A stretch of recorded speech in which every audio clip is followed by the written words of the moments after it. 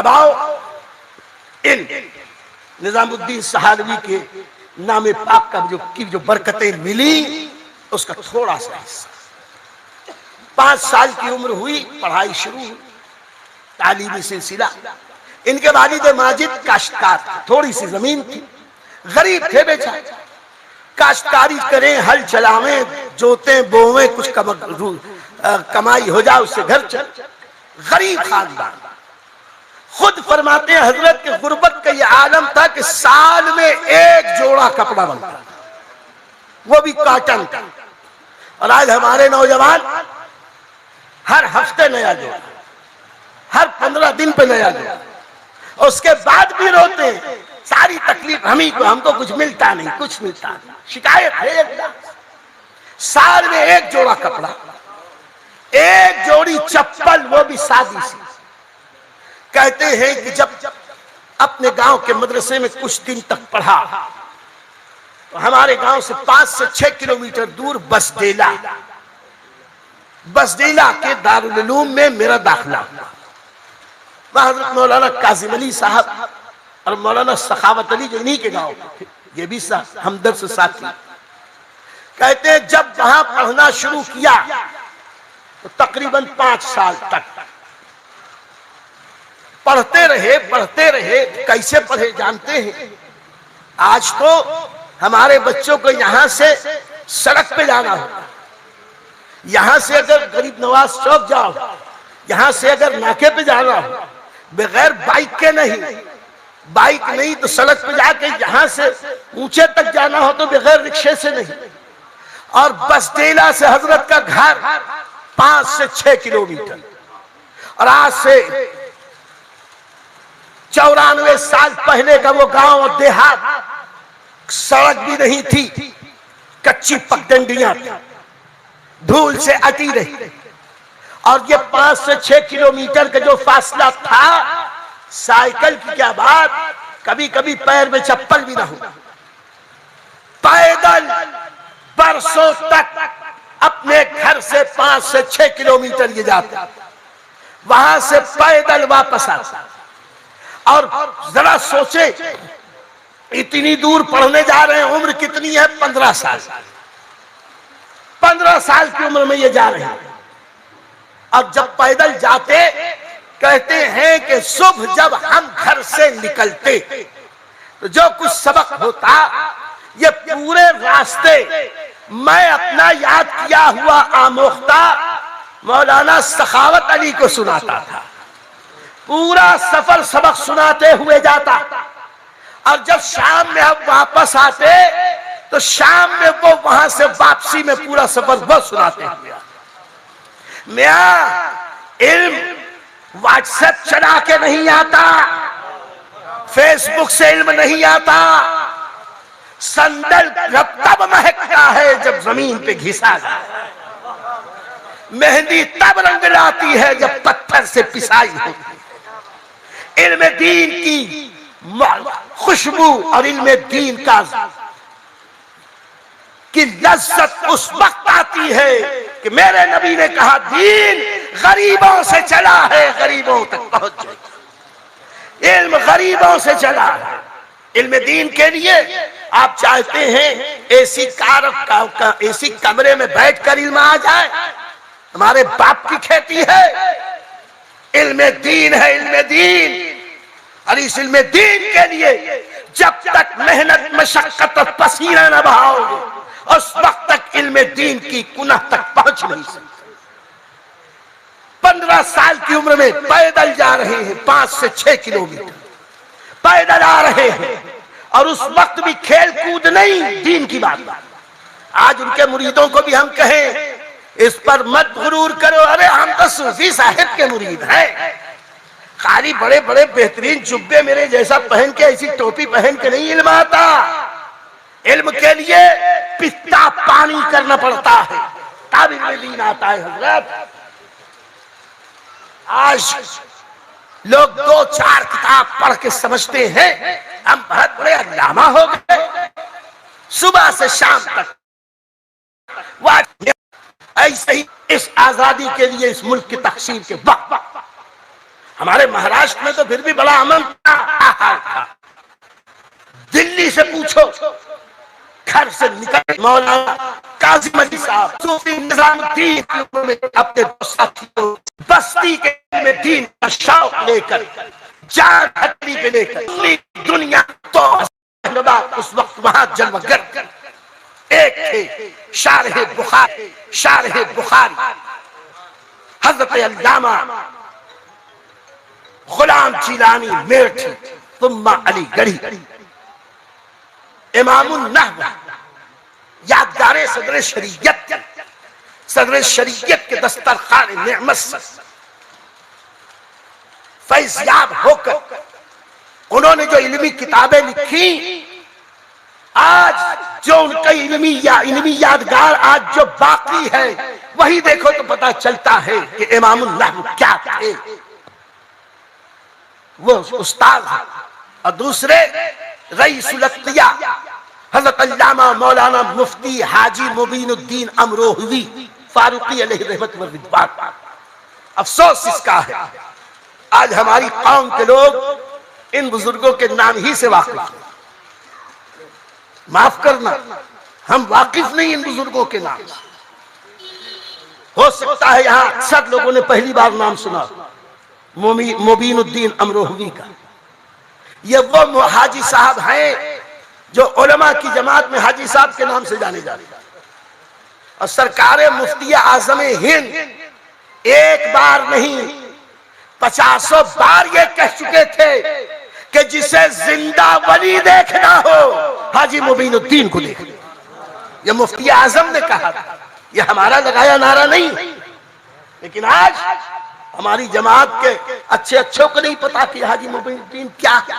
वो रईसुल अत्किया और हुजूर सूफी निजामुद्दीन साहब सबसे ज्यादा अपने असातिज़ा में जिनसे मुतासिर थे, एक तो हुजूर हाफिज मिल्लत और दूसरे रईसुल अत्किया। हालांकि सिर्फ एक ही साल पढ़ा, एक साल वहां पढ़ा। वो भी पढ़ना ऐसा नहीं था साहब जैसे आज हमारे मदारिस में होता। और सेठों को क्या है, जबान उठाई तालू से लगाई। मदरसे में क्या होता है, ये मुफ्तखोरे, खाली इनको खिलाया जाता है पिलाया जाता है, खाली कौम पे बोझ है। अबे तेरे बाल बच्चे का कौम पे बोझ नहीं है। निकालो, हिसाब करो और रेशो तनासुब निकालो। तुम जो अपने बच्चों को घी के निवाले और सोने के निवाले खिला खिला के जवान करते हो, उनमें कितने कामयाब जिंदगी गुजार रहे हैं।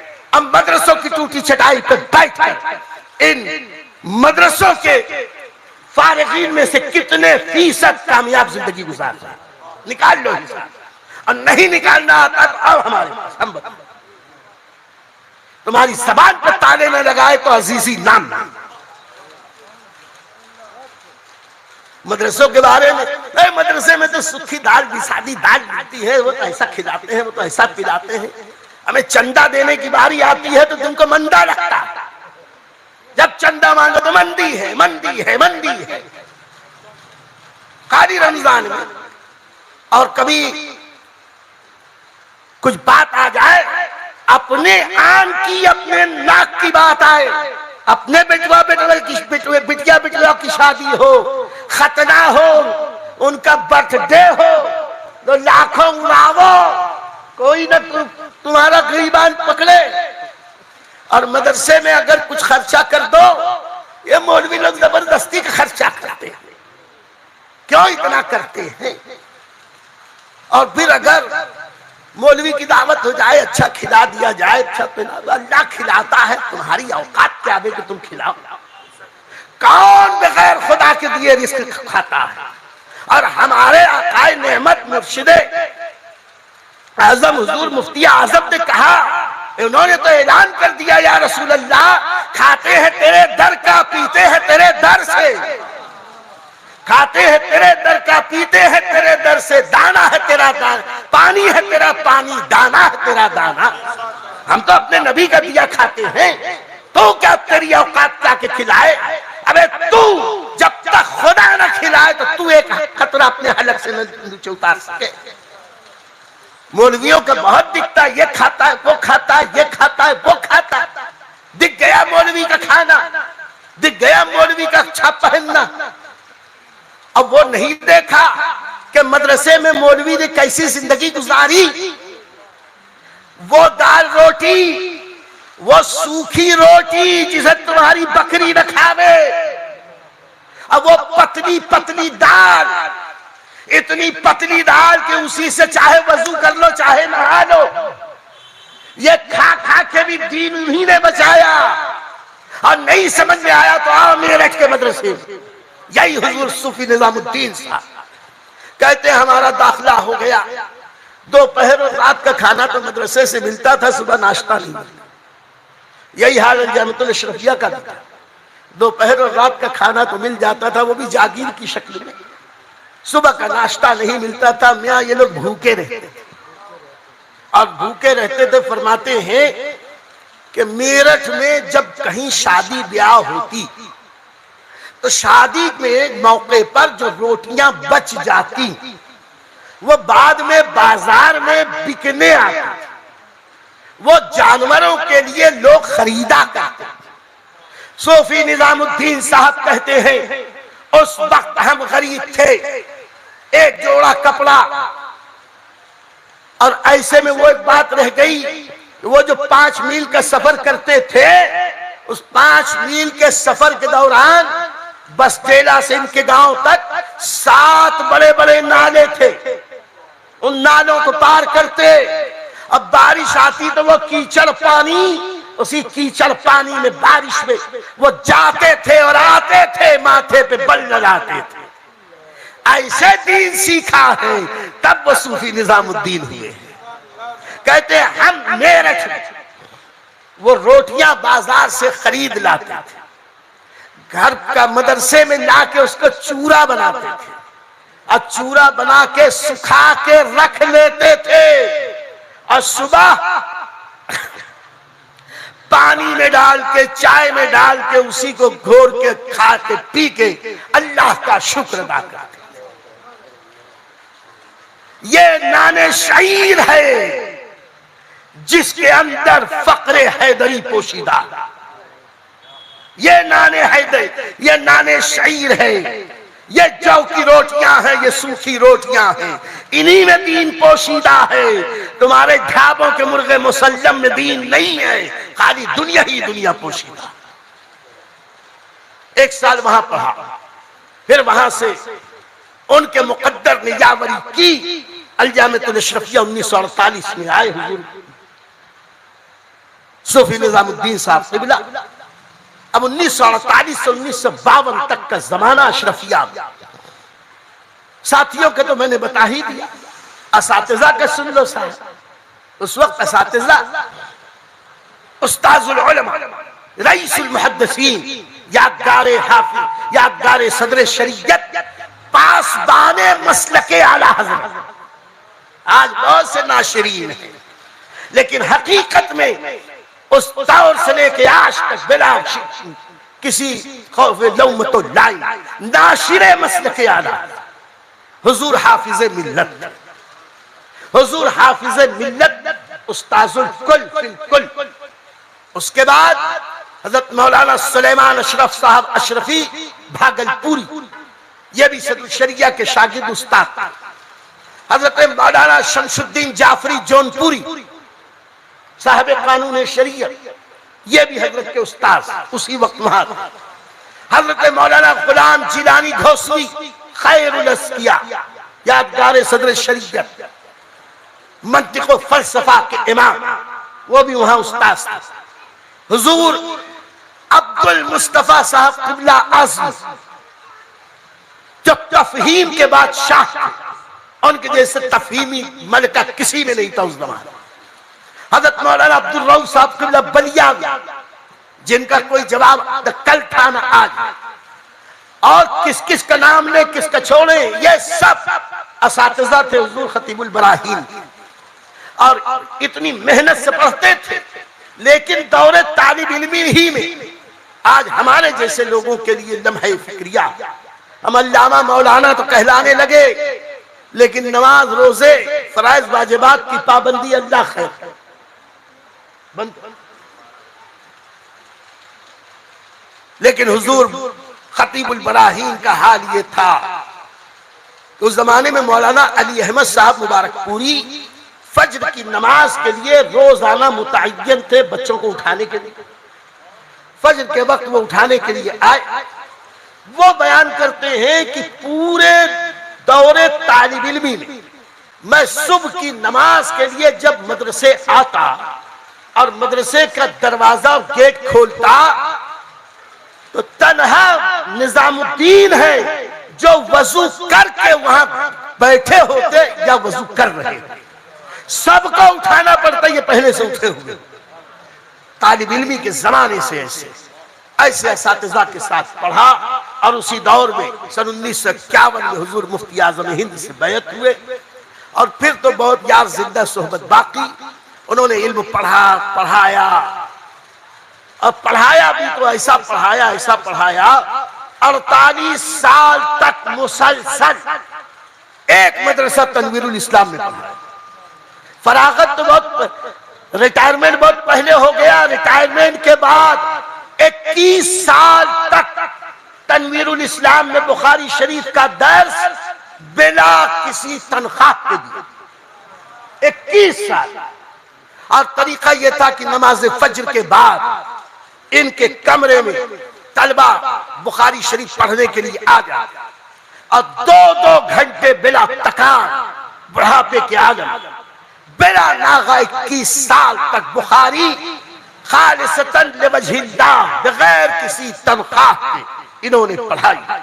यूं निजामुद्दीन सहारवी का इल्मी फैजान इन तक पहुंचा। कहने को तो बहुत बातें हैं, लेकिन इतना समझ लो कि हुजूर सूफी निजामुद्दीन साहब ने तसव्वुफ, तकवा, परहेजगारी, इल्म दीन, सुन्नत, शरीयत की पाबंदी, इन सब में अपने बुजुर्गों की याद को ताजा कर दिया। ऐसे बेमिसाल जिंदगी गुजारी कि जब वो इस दुनिया से गए तो उनके जाने के बाद वो खला पैदा हुआ जो आज तक तो पुर ना हो सका। आगे अल्लाह को पता। हुजूर खतीबुल बराहीन ने लाखों मुरीद तो उनके हुए, लेकिन उन्होंने खिलाफत भी बांटी नहीं जैसे आज बनी। जाने कैसे कैसे हुजूर खतीबुल बराहीन ने अपनी जिंदगी में सिर्फ 2 को खिलाफत दी। एक अपने शहजादे मौलाना हबीब साहब को और एक अपने उस्ताद मुअज्जम रईसुल अत्किया मुफ्ती मुबीनुद्दीन साहब के शहजादे शुजाउद्दीन फारूकी साहब। कहने को बहुत कुछ है, इंशाअल्लाह यार जिंदा सोहबत बाकी। खड़े हो जाए।